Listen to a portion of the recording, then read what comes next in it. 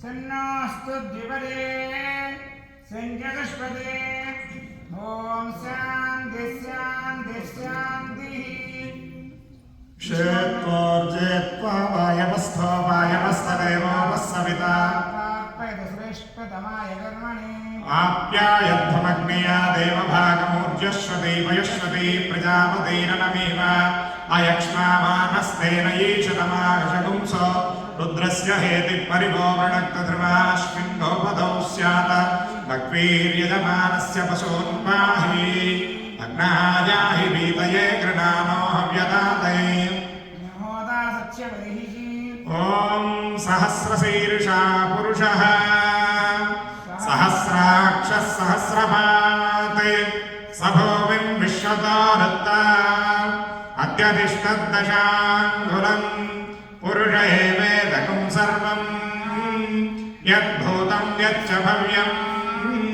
उतामृतत्वस्येषानः यदन्नेन एतावानस्य महिमा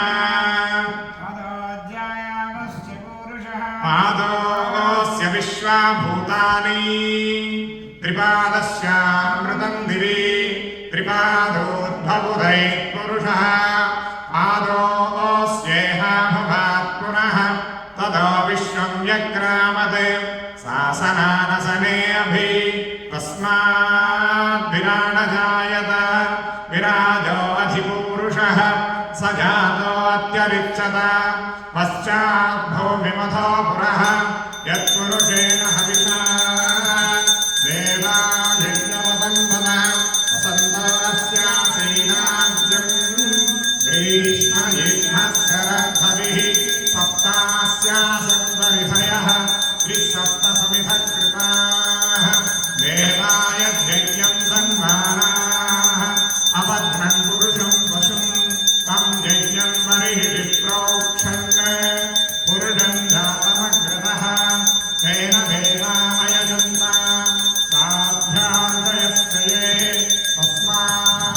तस्माद्यज्ञात् सर्वहुतः रुजस्नानानि जग्निरे छन्दागुंसि जग्निरे तस्माद्